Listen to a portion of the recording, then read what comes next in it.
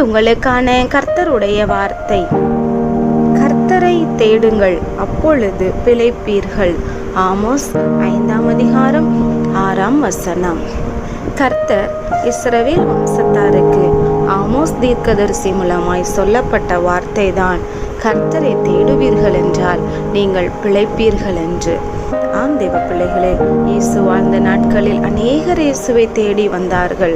ஆம், தேடி வந்ததான மக்களை கர்த்தர் வெறுமையாய் அனுப்பவில்லை. அவர்களுக்கு தேவையானவைகளை கொடுத்து அற்புதங்களையும் விடுதலையையும் ஆசீர்வாதத்தையும் கொடுத்து அவர்கள் பிழைக்க செய்து கர்த்தர் அனுப்பினார். லாசரு மரித்து போய் 3 நாள் அடக்கம் பண்ணப்பட்டவனாய் இருந்தான். அவனை கர்த்தர் உயிரோடு எழுப்பினார் என்று நாம் பார்க்கிறோம். அது மாத்திரமல்ல, ஜெப ஆலய தலைவராகி இருந்ததான எவிருவின் மகள் மரண அவஸ்தைப்பட்டு கொண்டிருந்தாள். அந்த மகளை இயேசு பார்க்க செல்வதற்கு முன்பதாகவே அந்த மகள் மரித்து போனாள். ஆனாலும் இயேசு அங்கே போய் அந்த மகளை பிழைக்கச் செய்தார், உயிரோடு எழுப்பினார் என்று நாம் பார்க்கிறோம். இதை கேட்டுக்கொண்டிருக்கிற தெய்வ பிள்ளைகளே, அனுதினமும் நீங்களும் உங்கள் குடும்பமும் கர்த்தரை தேடிக்கொண்டிருக்கிறபடியால் உங்கள் வாழ்க்கையிலே எதெல்லாம் உயிரற்று கிடக்கிறதோ, ஒருவேளை நீங்கள் செய்கிற வேலையிலே, தொழிலிலே எதுவுமே ஒரு முன்னேற்றம் இல்லாமல் இருக்கலாம்.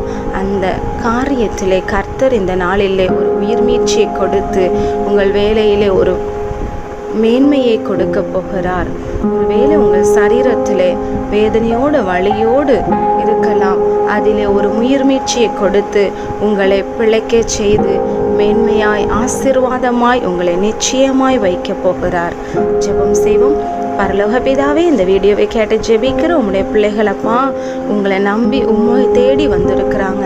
பிள்ளைகளை பிழைக்க செய்கிற தெய்வம், பிள்ளைகளை வாழ வைக்கிற தெய்வம், ஆசீர்வாதமாய் நடத்துங்க. இயேசுவின் நாமத்தில் ஜெபிக்கிறோம் நல்ல பிதாவே, ஆமேன். இன்றைக்கு ஜெபம் பண்ணுங்க, வேதம் வாசியுங்க, குடும்ப ஜெபம் பண்ணுங்க. கர்த்தர் உங்களை ஆசீர்வதிப்பார்.